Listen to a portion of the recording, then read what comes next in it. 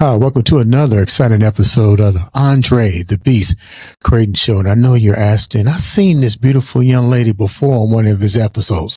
Well, she's back to give us an update of a spiritual awakening and coming out of trauma. And she drove all the way here from Florida in a van with her dogs to make sure that she's sitting in this chair.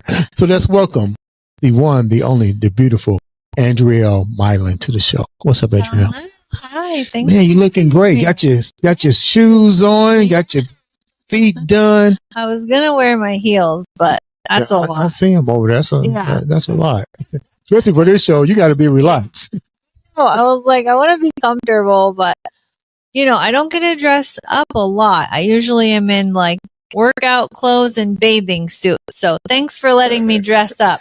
So you drove how many hours? I know from Tampa to Indianapolis is 14 hours. Yeah. Well, because since I have the van now, it takes me like 2 days because I get so tired and I'm like, I got to pull over and take a nap every few hours. And dogs are barking. So you got to, oh my God, what kind of dogs you got? What kind of dogs? Oh, I have a Shih Tzu and a, Cavalier Poodle mix and a Shih Tzu Poodle mix. I don't know what's up, but poodles is getting a lot of crossbreeding. Everything is mixed with a poodle for some reason. It's a poodle. I think because poodles are really smart dogs, they say, actually. Okay. But they're small. They're like 12 pounds, so they're easy to take with me, kind of. Yeah. But they need trained. If anyone has a good dog trainer, let you know. Yeah. Well, I'm glad you took the time to really come. I was really surprised when I got the text message saying, hey, I'm coming to town. I want to come and be in the studio. I appreciate that. Yeah. Last time we talked about the loss of your first love. Yes. We talked about narcissistic personalities, relationships. Yeah. But you've overcome that in less than, well, it's been several years, but since the last podcast, you have basically rebranded yourself, moving to Miami. Yeah. I don't know why you leave in Indianapolis, because this is the greatest city in the world to me. I mean, I love it here, but the good part of it. I get the bad part of it. So let's recap a little bit on your journey for the people that didn't get to see the first episode. Tell us a little bit about you. You're from Indianapolis, from Greenwood. Tell me a little bit about who you are. Yeah, so born and raised in Beach Grove. Well, all over the south side, really, of Indy. So, from Michigan and Wallace, we talked about. Yeah. Made it through that somehow. But, I can probably drive down the street and be like, I've lived somewhere, every street just about. So we moved a lot. So I got used to moving a lot. You said we. Is this mom and the dad? Yeah. Well, my mom and then my dad, they divorced when I was like I wasn't even one yet. But so my dad met my stepmom now when I was 5. So she's been around a long time and she had 2 boys. And so that's like I have basically 2 brothers. I just call them my brother because we were all so young. So that's that side, that they tried to be normal. And then my mom's the one that like did all the trauma. So that was a lot of, How old was it when your mom had you? She was 20. So she was still young too. She was young. I know. Yeah. She was young. Not trying to justify behavior in any way. Right. But she was young. She was 20. Yeah. And how old was your father at the time? Oh, I think he was like 25 or 6. Mm-hmm. Oh, he's older. He might be a little older than that. I forget.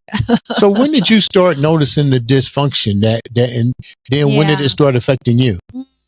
Probably since I can remember, but probably like 10, 11, 12. I feel like that's when it gets really bad. And I just feel like I blocked out a lot too. Like I feel like, that's what they say. You'll dissociate and you'll have memory blocks where you don't remember a lot, but then there's just traumatic events here and there that'll pop up. But, that was rough. I remember that time. And when you're in school and you have a mom that's different and, cause she had like the red hair, and she had bumper stickers all over the car and piercings everywhere. Like, you just can't miss Well, my mom. who told you that was not cool? Right. Well, no, like, see, that's the thing too. Like, people that say your mom's so cool, but it's like you didn't have to live with her and like deal with this stuff. And it's like, I got the brunt of it all, you know? It's like from a distance, yeah, she looks fun and cool, but it's like, that's part of the problem. She wanted to be a friend and not a parent. And it's like, you need parents. They're supposed to guide you in the right direction and support you, which she always really has been good at, like emotional support when she could. But most of the time she was, you know, drunk and barely. Did you have other siblings? Not the stepbrother. So you was the only child through your mom. So I got all of it. It's like everyone put everything on me if it came to something with her. Like, if she needed money or had to have this done or that done, or, you know, like it was always me or my fault, or I had to be the one to somehow solve the problem of my mother. Really, I was her parent. It's like I was the parent most of the time. When did your dad separate? When did they both separate? Because you said you was in and out of court dealing with them two fighting for, were they fighting for, this is a trick out question. Yeah. Were they fighting for custody of you, for the betterment of you, or was it about child support? Right. See, that's the thing. That my dad wanted me, you know, to get on the right path. And he's like, he saw the damage my mom was doing. Right. And my dad's so good. I love my dad. He's like one of the best guys you'll ever know. He's so great and funny and goofy, and he's just great. Hard worker, you know. So they were trying to do the right thing, but my mom, that's where she was more like wanted the power and control and be able to get child support and manipulate. But a lot of it too was the alcohol back then, because it's like now she's sober now and she's a whole different person. It's like she still has a lot of her manic episodes going on, right? But she's like, you know, she cares, and she's like the rock for our family since my grandma passed away during COVID, not of COVID, but during COVID. But my grandma passed away, and it's like my mom kind of took over being the rock for our family. Isn't it amazing how the universe flips people around in the right time and stuff? Yeah. Let's go back a minute. You said your mom wanted to have control of you. Yeah. I wanted to go say ahead. that. Go ahead. Okay. About like the piercings and all that, because back when I was going to school, it wasn't like how it is now, where it's like more acceptable, you know. Back then, other kids, nobody looked like my mom. You know, she's probably one of the pioneers for setting the trend. Just now. Yeah. But I'm grateful for that too, because I'm like, she exposed me to so much growing up, like just culture and diversity. And we would always go to the Pride festivals and everything, you know? So it's like, that's how I say, like, we are all one, because we are all one. So I think people are afraid of too what they don't know and like what they're not used to. It scares them. Right. Like, because I feel like I get discriminated against too sometimes, just based off my story and what I've been through. And I feel like people, like in church, this is why it's such a touchy subject with church. And I never want to be like I'm preaching to anyone, because it's like I don't want to do that. And I hate when it gets done to me. And I hate people just assuming that I don't have God just because I've been through a bunch of crap. I don't know what we can say. You can say whatever you want to say. Cussers? Okay. How difficult was it? You know, like, that's not it, I don't think. How difficult? Why wasn't it an easy shift for your dad to take control of you and to care for you the way he wanted to, when evidently your mother's behavior was not unnoticed? Right. So why was it difficult for him to let the court see that, hey, she's got some serious issues. I'm not trying to be malicious. I'm trying to do what's best for my daughter. We can clearly see with her behavior that she is not safe. So why was that such a difficult process for him? I know. I don't know. I think it's because, well, they say Indiana's a woman's state. So, the courts and judges like automatically almost side with the women, it sounds like a lot of the time. And then from other men I've talked to, just like going through custody also, they say that like, it's almost like the courts want the families broken up. To be dysfunctional. Yeah, dysfunctional. They don't want strong men in the home and in, the children's lives to like guide them and lead them, because it is hard for women. Like you do need that father figure and that strong, put your foot down. Like, did your mom isolate you from your father, even though they were dealing with whatever? She didn't really try to isolate us, but she was just really too out of it a lot of the time. She was drunk a lot. She would wake up and start chugging her Jim Beam, and she just stayed drunk a lot of the time. Now, was that her only handicap? Because usually when you have an addiction, one addiction co-feeds the other. So did she have multiple addictions that you know of? She did but she was prescribed the pills, so that's the thing. But she abused them, definitely. She would get Valium, pain pills. Oxycontin. Yeah, stuff like that. So she would, take, and then back then too, I was always trying to escape. So, me and my cousins, we'd break into her pills. And we were always in something, but that's what I was in and out of juvenile all quite often. When did you really start to escape? When you what were some of the incidents that took place in your life so the viewers can understand about what age were you and what are some of the things that you're now reliving, because you have now become awakening to a lot of stuff. And to become awakening, you also learn to forgive too, and realize that everybody has their own path and different traumas, and we choose our parents. We choose to go through this for whatever fucked up reason it may seem. We picked them. You know what I mean? People say you can't choose your parents. Bullshit. We picked them. Yeah. And it's usually a lesson here. Yes, what did we learn from this? Yes, I agree. I love that because it's all like soul energy, spiritual. And that's what I think people forget too. Right. We are souls. Like this is just our body. This is nothing. This is like 3D world. And then there's 5D world.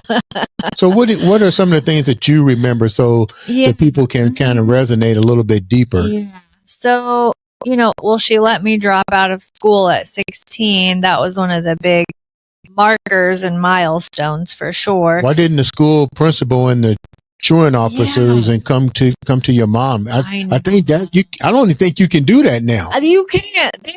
I was probably about the last generation where if I was 16 with a parent's consent, they let you drop out of school, but they don't let you do that anymore. I was probably a little cut off for that. Okay. I know. I'm like, no one should have let me run my own life. So one of the things was she let you drop out of school. How did that affect you? Yeah. So that was just, this is probably where I've got some blockouts of time period. Cause I'm like, it was a crazy blur. I don't remember a lot, but I know I was running around with the wrong crowd in and out of juvenile during that time. Did you use substance abuse too? Yeah. To block? Yeah. Yeah. I was escaping every way I could escape. Like I just wanted out and I was so careless with my life. Like so careless. I didn't care because I didn't know how. Like I just didn't know how to live normal. Like I just wanted stability. And it was such a roller coaster. When you say stability, does that mean that stability can come in all shape, form, and shape, form, and sizes? Yeah. Does stability mean that you didn't have a steady place to live? Right. You didn't have income. You didn't have food. What were some of those? All of it. All of it. Oh, we went through everything. Yeah, because she ended up losing her job, and then she was losing our place to live at one point, and I ended up moving in with a boyfriend, and my first boyfriend we ended up getting an apartment on the south side, and that was awful. How old was you when you moved in with your first 17. Okay. 17. That's still young. I know. What did your dad say? Because you still was communicating with your dad. What did he say about you moving in with a 17-year-old boy? Yeah. I mean, you're 17 moving in with an older guy. Yeah. Well, yeah, I was 17, and he was about 21 or 2, I think. 22. I remember the episode. Okay. Yeah. I'm like, I couldn't quite remember, but well, because my dad had me emancipated at 17, because my mom you're considered grown. taking him back for custody, and like it was still a thing. And he's like, she's gonna keep fighting me, until you're 18, and you're not even, because I had moved out with my boyfriend, and he is like, you don't even live with her, and she's still trying to. There was something in there. I already moved out, and he had me emancipated after that. But he was like, just get away from your mom. That's what he told me. So he was kind of happier that I was moving in, because he was a good. Why didn't you just move in with your dad? Not to cut you off, but we go back to yeah. Why didn't your dad just say, you get emancipated? Why don't you just come and stay here and let's start the grounding right now? I know. I feel like I did try that on and off, but I just feel like too, I really didn't like it there. You didn't like rules? Yeah. And I just feel like it was so crowded already, because it was my dad and then my stepmom and then her mom that's deaf. My stepmom's a ASL sign language interpreter. So her mom lives there with them too. And then the 2 boys. And I'm just like, I didn't feel like there was room for me there. And, it was just already crowded, so much going on. It was like one bathroom and, or now that you look back, let's get real. Yeah. You're 17 years old. You really felt you was grown. Yeah. Let's call it what it is. Definitely. You really wanted to get out on your own. Yeah. Nobody tell you what to do. You're emancipated now. Hey, you was working. Let's try to play house is what it boiled down to. Yeah. So we did that for probably not even a year. We didn't even make it through that lease. And the boy at the time too, he had history with drugs and, not, jail and all that.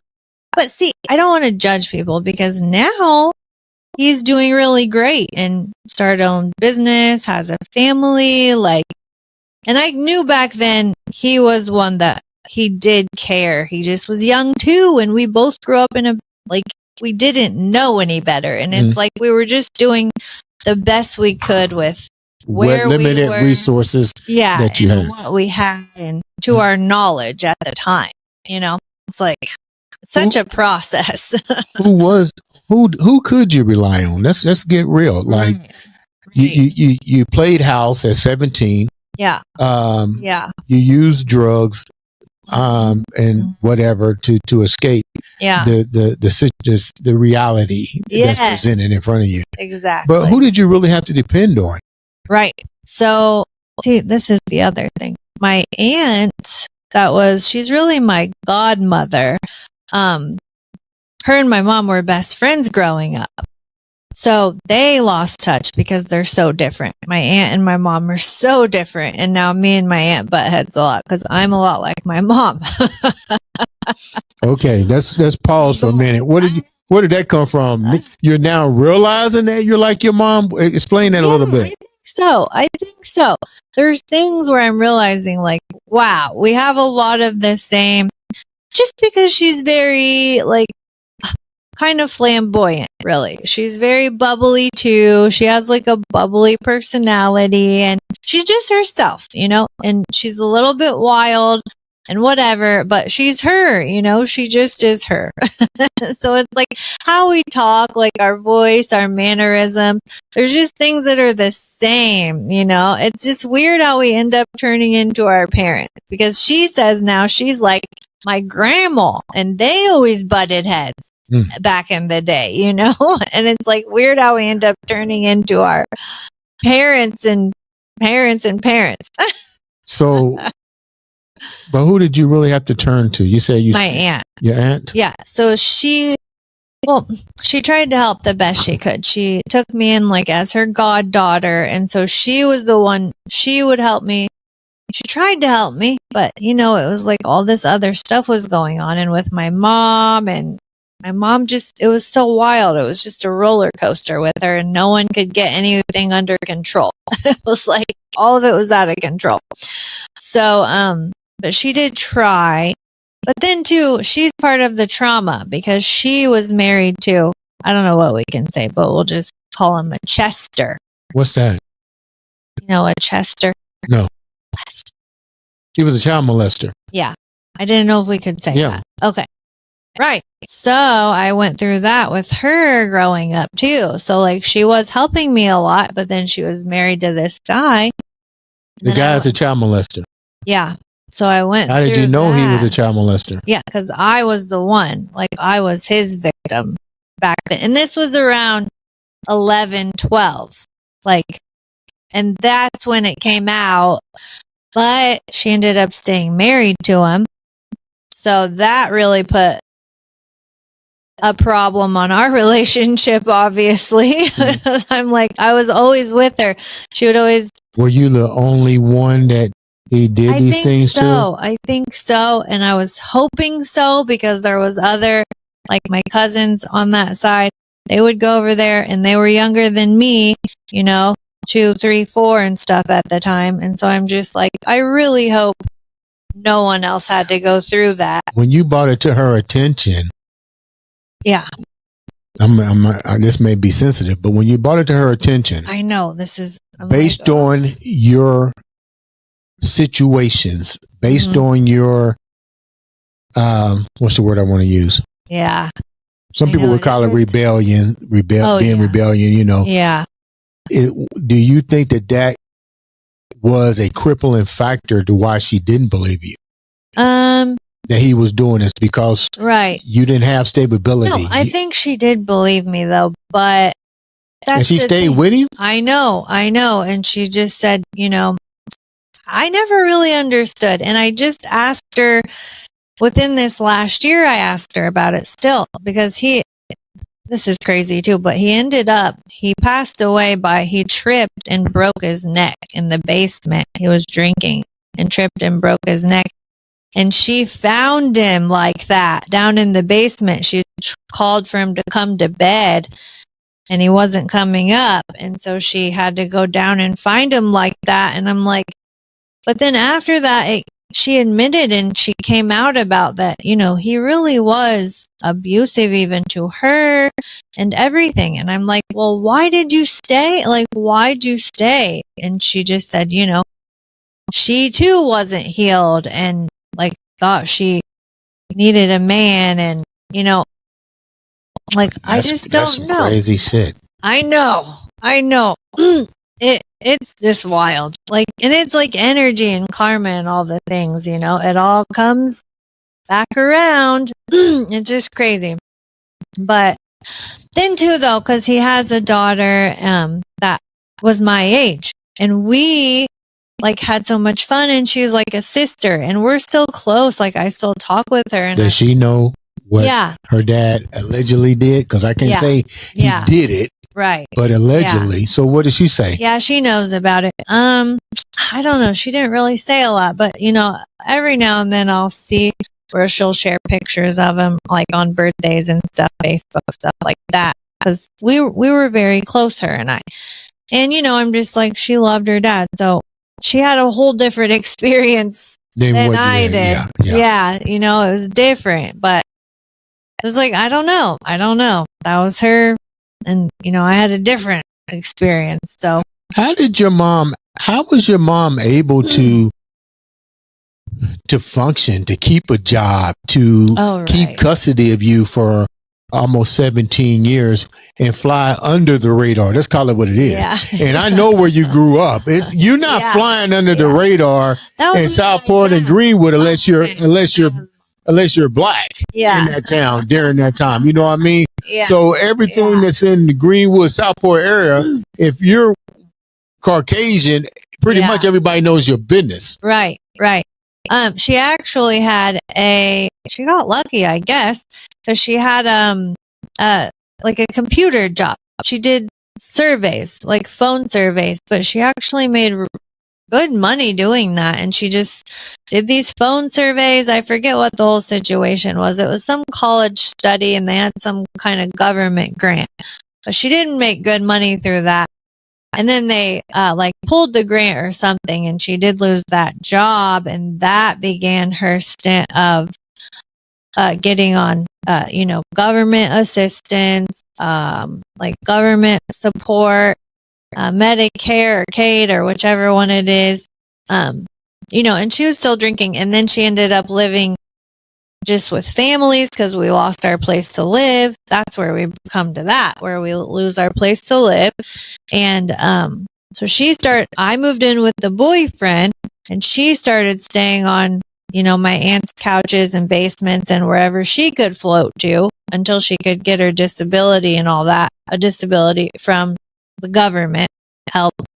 So, and then I kind of went off on my own and was trying to survive myself. Mm-hmm. So we went our separate ways. And, she held that against me for a long time, that I moved out and that I abandoned her. She said, she considered it that I abandoned her. So it's like, that's part of all the dysfunction, and the trauma, mental trauma that, I've had to work through all this time, and like where I get being a people pleaser and an empath. And it's like, I was always trying to keep the peace with my mom and not rock the boat. Where was your grandparents? My grandma, she had a place somewhere.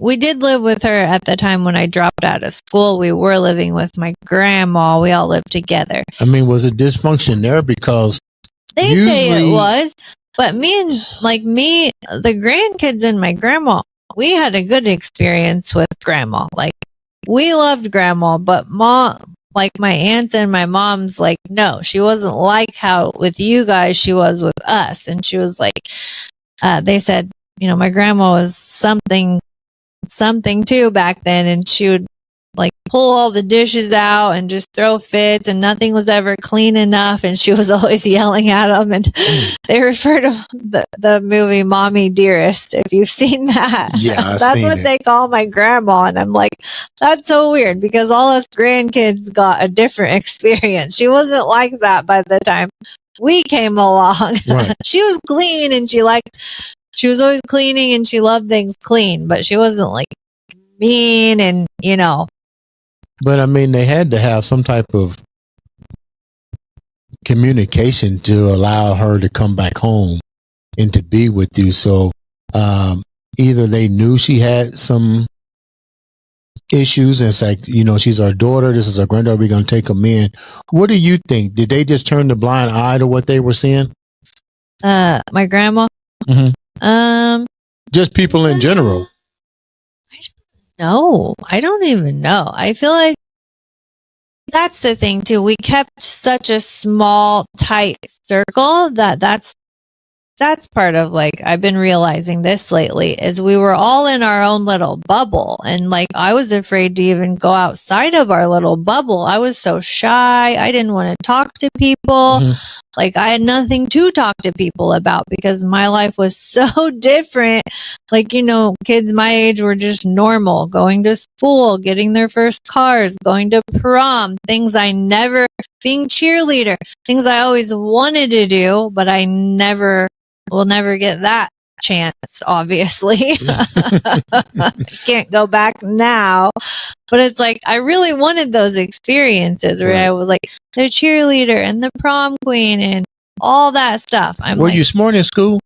Yeah, I did really well in school. It really made no sense that I would drop out.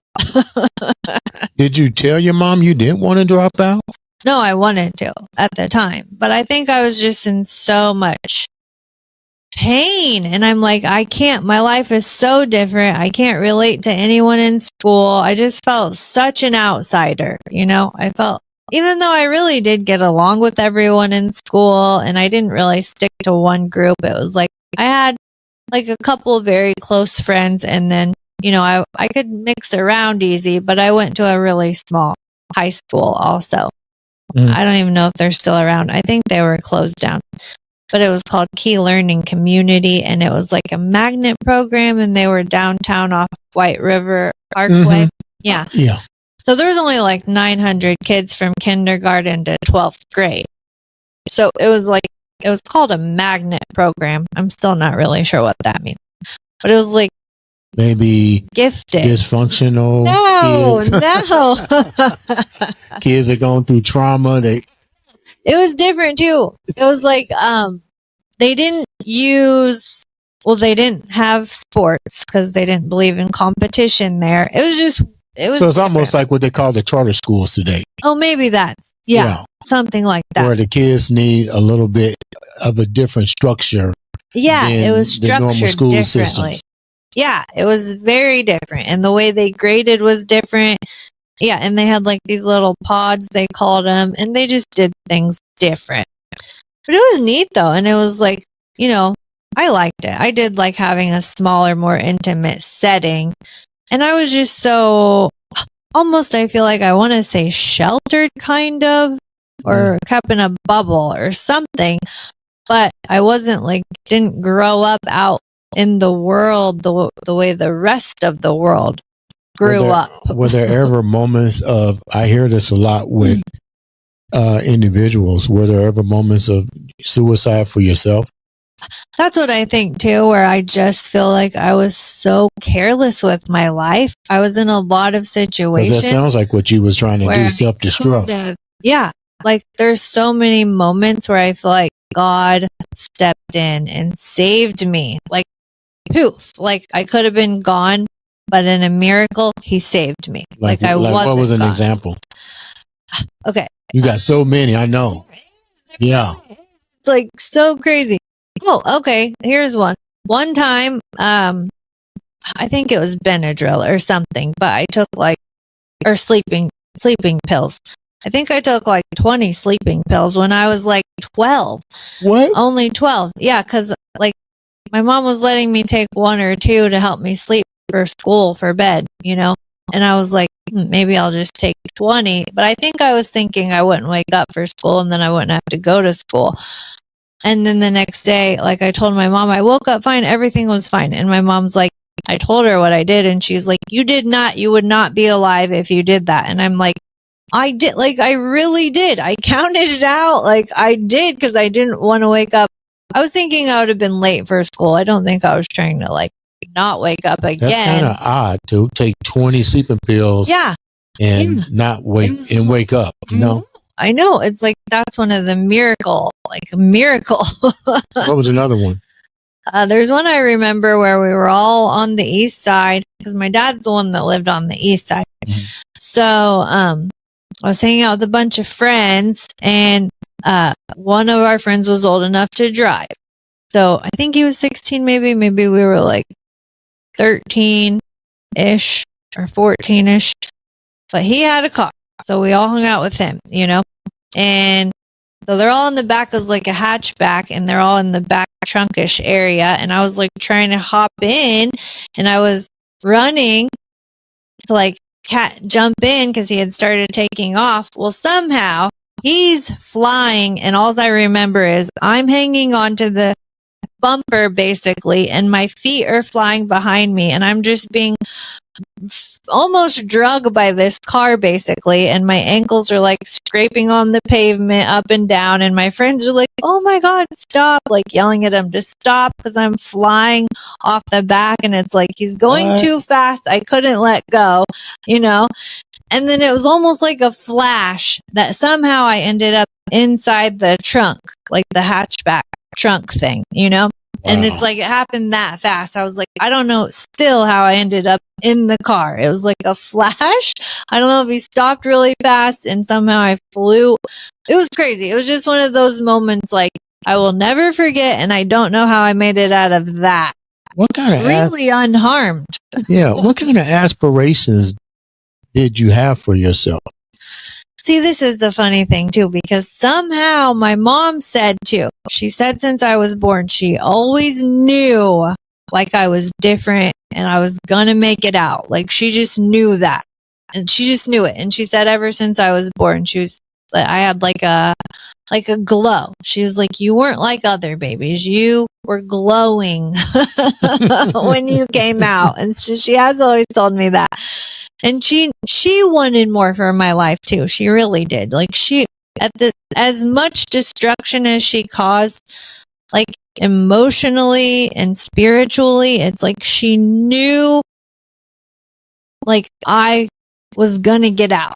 And she encouraged that. And she always told me, she was like, you're going to move to LA and be an actress. And that's what she always said. Little did she know you became something totally different, but still just as good.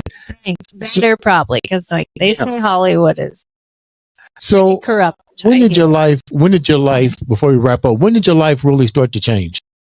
Boy, it's just been a whole long journey. But I think after this last, so I was married to an overt grandiose narcissist, and then got out of that. 4 months later, ended up with a covert narcissist. And that after that relationship is when I'm like, okay, like something's going on here and something needs to give. Something's got to give. Even though it's been a awakening journey this whole time, but that was like, all right, we're going deeper here and we're going to figure this out now. And start breaking these patterns and cycles, and we're not getting into another relationship until like we've got healing to do, obviously. So because that's what they do, toxic people, they'll just jump relationship, and you never look within and see what went wrong or why am I attracting these kind of people. So were you admitting that you had some toxicity as well? No.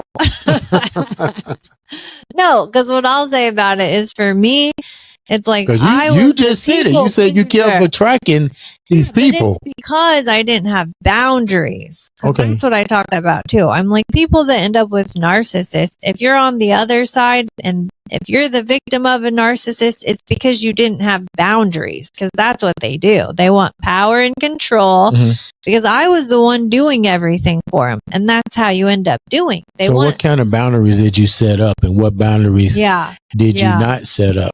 Well, just thinking that he was the end all be all, really. Like, I thought he was it. He was everything. Like, oh my God, I couldn't lose him. I had to do everything for him and to keep him. And I didn't want him upset with me ever, because with the narcissist, sounds like a people pleaser to me. Exactly. And it's always something, because you're never going to do anything right with a narcissist. It's like, no matter how hard I tried or what I did, he always is, the next thing's wrong. And that's what I talk about, is how we end up walking on eggshells, and we're like just afraid to even make any moves at this point, because nothing we do is wrong and they're always upset with us.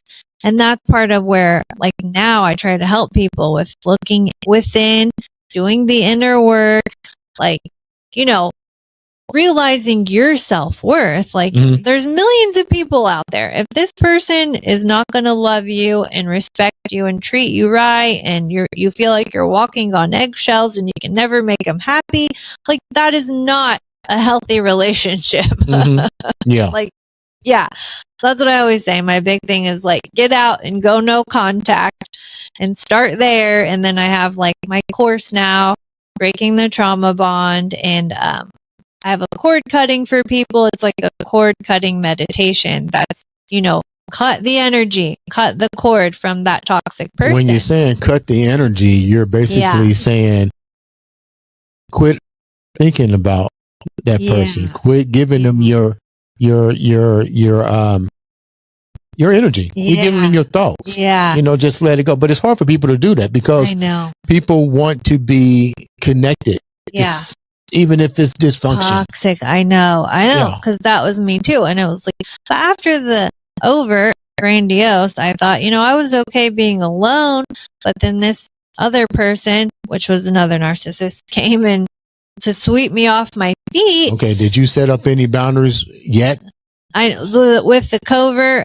Well, when I left finally, because both of them told me they didn't think I'd actually leave. And I'm like, I don't know why you would think that, like, I did put up with a lot more than I should have, obviously, because I was basically their slave, really. And it's like I was serving him dinner on his TV tray, you know, while he watched TV and sat on his throne and doing the dry cleaning, making fresh squeezed orange juice. It's like, gosh, the things I was doing, I look back and I'm just like, never again. Did you do it because this is what you missed growing up as a child? Is this what you wanted because you wanted to play house? Is this what you wanted because there was nothing else? There was no other alternative. Let me rephrase it. That was the norm to you. Yeah. You didn't know any better. That was the norm. The dysfunction? The dysfunction. Yeah.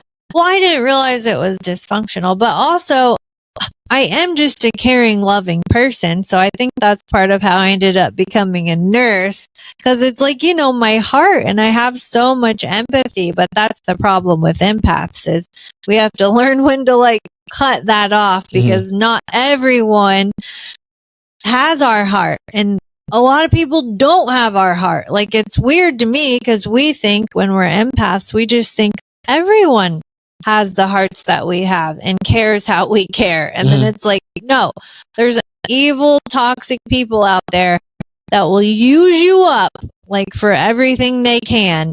And, you know, just kick you to the side and find the next supply, because that's what they do. They're just users and energy. I call them energy vampires too. Energy vampires. But that's what I help people with now, is like realizing the boundaries they have to set. Like, that's so important. That's where a big part of it lies, is just with having boundaries, because it's about you and your self-worth. Like, be single and be alone rather than now some men might say, I'm just, you know, you're an angry woman, you're pissed at the world. Oh, you tell me that all the time. But all the time. You teach both men and women to deal with this issue. So it's really not one-sided. This is and I know I say that too. It's like, I'm fair about everything. Like, this shouldn't be a division. Well, like, this should not be a man versus woman, because there are a lot of, you know, men that reach out and comment about they went through this too with a woman. I'm like, yeah, it can be both ways. It can be both ways. Like, what has been the biggest part of the teaching for you? Is it the fact that this is just my analogy here. I'm gonna put myself on this. Yeah. Since COVID. Yeah. Even before COVID, people have a very difficult time getting to know themselves, being by themselves, and really understanding themselves. Yeah. I mean, what have you learned since you started this course teaching? What have you noticed between both men and women? Yeah, like the similarities, or I think it's just like, I just think a lot of people are used to the norm because I won't say that they don't have self-worth. I think that's a word that people use so much. I think it's more that people don't understand themselves. They never have quiet time to say their pattern. They don't talk to themselves. Right. You ever be in a room by yourself and find yourself asking yourself questions? Yeah. I always tell myself, I do it all the time, because I tell myself that's my higher consciousness telling me that, you know, this is what you need to work on. Yeah. I know. I'll talk to myself all the time, and then I'll get great ideas, and I'm like, oh, that was a great idea. Write that down. So what are 3 of the things that you teach people outside of boundaries? What are the other 2 things that's important? You know, okay, one of the spiritual growth. Now, the big thing I'm on right now lately is realizing that God is within you, and He's within your heart. And when you hear that voice, and I'm in a Bible study now too, and she said the first voice is God's voice. Anything else after that is the devil and confusion and chaos trying to confuse you, you know? Like, if it's something clear, like your first intuition, like they always say, go with your gut. Your first intuition is always right. Like it never fails us. And we can look back and think so many times where we're like, I knew it. I should have listened. You know, that's why I talk to myself. Yeah. But like, are you sure I should do this? I know. I know. That's the thing with the narcissist too, is they teach you to ignore that voice and your intuition. And, you know, they confuse you. That's a big thing I talk about, is they confuse you to keep you, because they're saying one thing and doing another. And then you keep catching all these lies, and it's just terrible. But should we label them as, should society label these individuals as narcissists, covert narcissists? Right. Because I think that word just becomes so overly used that the bigger picture here is toxic. Toxic is one, but I would think the bigger picture here is never getting over. Let me rephrase this. Yeah. Not having a system put in place to deal with what you're dealing with. Yeah. I think a lot of these things that people label as narcissistic, covert narcissistic, you know, all these things stems from some type of trauma that has never been fully diagnosed and fully addressed. Yeah. And it's easy to attach such words as narcissist, because I think I hear it so much on social media, especially with women. No disrespect. I know. I get I've those dated guys too in my a comments. narcissist. I'm like, okay, well, what made the person a narcissist to you? Yeah, for me too, it's like more about, because I will say this in my videos and my teachings too, like it doesn't really matter if they're a narcissist or not. If you're unhappy in a toxic situation, like leave. Get out. Get out. Right. But I'm like, I think the thing is, it helps people start like connecting the dots and putting the pieces together, because some of my most, viral videos are just the simple things where they're like, oh, mine does that too. And then we start going down a rabbit hole of learning about, and then you realize, this is what I'm dealing with. And for some reason, it just helps you with having closure, I guess. It's like, because then you realize there is no hope. Like, you're not going to change this person. This is their characteristics. This is what they do. They all do the same thing. Like, they're all out of this same playbook, I say all the time. And it's like, you're not going to change them, because that's what we all hold on for, is hope that we can get back that person from the beginning. But that's what we all say. That was just the mask and the lies and the love bombing part of them. And it never comes back. And then we call it, they give you breadcrumbs, a glimpse of that person, but they never come back to that, the highs. And that's what they keep you on, is a roller coaster of highs and lows. And when you come from toxic and dysfunction in your childhood, you're like, this is familiar. And, well, you would think that with age becomes wisdom. Right. But I tell people, even if I'm trying to get involved in a relationship, I can tell right off the bat, where is it going to go? And I tell people like this, even in relationships, I go, you need to make me a priority, not a convenience. Right. Right. And they go, what does that mean? I said, your first couple of reactions will determine whether I need to how I need to classify you. Yeah. As a buddy. Right. As a friend, as a serious contender. Yeah. It's based on your level. This is what I tell people.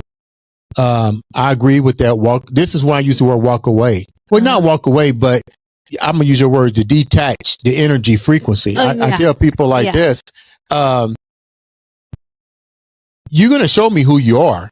I just got to just look at the breadcrumbs, look at the clues. Yeah. And I do that by simply sending you a text. Yeah. And that text would tell me a lot, because it's going to show me frequencies. It's going to show me a little bit of your mood.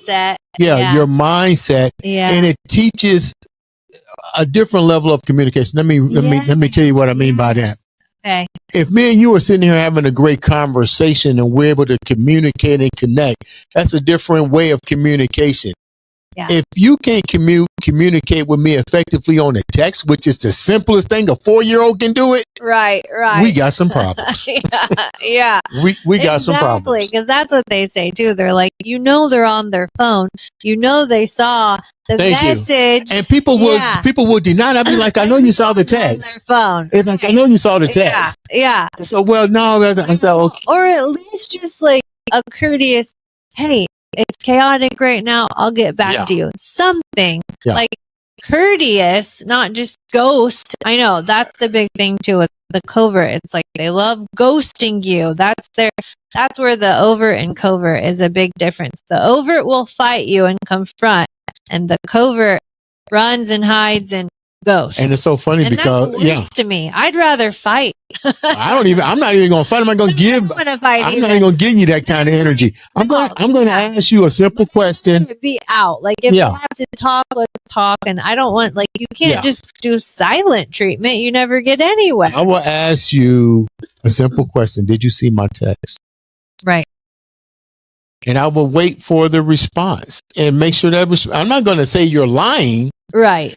Okay, that's one strike. Well, it's one question. It's not even a strike. It's one question.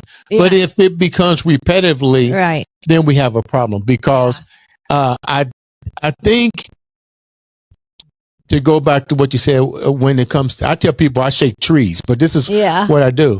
Yeah. Communication level determines how your relationship evolves. Yeah. So if you're going to talk to me on a third grade level all the time, and that's all you know is a third grade level, we're not compatible. Right. Because you need someone you can grow with. Thank you. Yes. That's my other big thing now too, is like, make sure they have a growth mindset. If you can turn back the hands of time, Jesus, look where you would be now. Yeah, I know. Do you share this with your mom now? Because that's what I was saying. Like I'm really grateful. Looking back, now I can see how it all came together. Like it had to go that way, or I wouldn't be who I was. I wouldn't have this story. Like, what if I did just have that normal lollipop life and got spoiled like I should have, and so now I was resentful for a long time too. I was angry. Now you're telling the truth. Now you're telling the truth. now you're coming clean. I know. There's something about them chairs, man. When you come here in person, them chairs, those are called truth serum. I love it. So I love it though, because this is great. It's so now that you can look back, before we wrap up, now that you can look back and you see all the stuff this is so funny. People say, I'm going to ask you this question. If you had to change your life, knowing what you know now and your growth set, that beast mindset, that spirituality, what would you do different, or would you change? Because some people, people ask me, I use my own self. I went through, we all go through stuff. And good question. And I would tell people I wouldn't change shit. Right. Because I don't know what other rough situation could have entered my life at that time. Kind of like the butterfly effect. Yeah. Like if you change one little thing, who knows? Like that's a good movie. I want to go watch that again, actually. So to answer your question, knowing what you know now, knowing what you went through, would you go back and change anything in your life? I know that's the thing. It's like, I just don't think there are any mistakes. It's like, I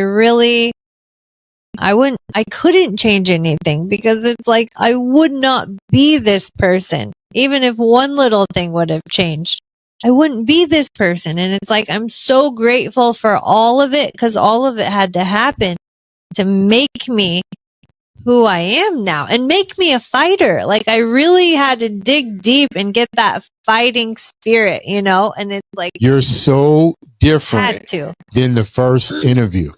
Totally. I told you, them seats make you talk. Person too, being here in person is helpful, and not worrying about my dogs that come a lot. Yeah. A lot. So you came back to Indianapolis briefly to see family and so forth. How was that for you? Yes. Okay. Well, this week's a sad week because we had my grandma's birthday, it's sad, but when you look at it as it's not forever, when people pass on, Mhm. you find peace in it. Right. Like there's a peace. So, for my family, it's a sad time, but it's like, I think we've all come to where we're at peace, but it was my grandma, then my cousin's birthday, and he was 26 when he passed away from fentanyl.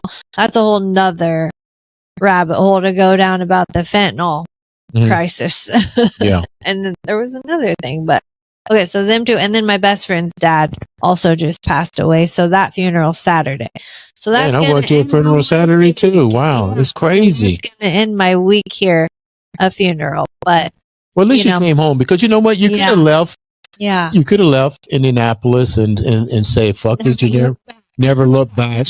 It's what, I've heard bad things about this city, but you know what, I've also seen this city grow. I've seen it develop and become one of the major. I haven't seen that side of things. Well, next time you come back in the van with the dogs, we'll go all over and rekindle your. Oh, I've been there. Uno's is still there. Crazy. Yeah. Greenwood South Side. I know the whole area. But I'm glad you came back, and glad you came on the set to bless us with an update on you and your life. You definitely. In the last couple of months, you can see the glow that you've actually changed. You've actually matured, spiritual, not just spiritual, but emotionally. Deep. Yes. Yeah. Work. It took a lot. Yeah. You can see it. You can see it. About going through like the isolation too, and that's another.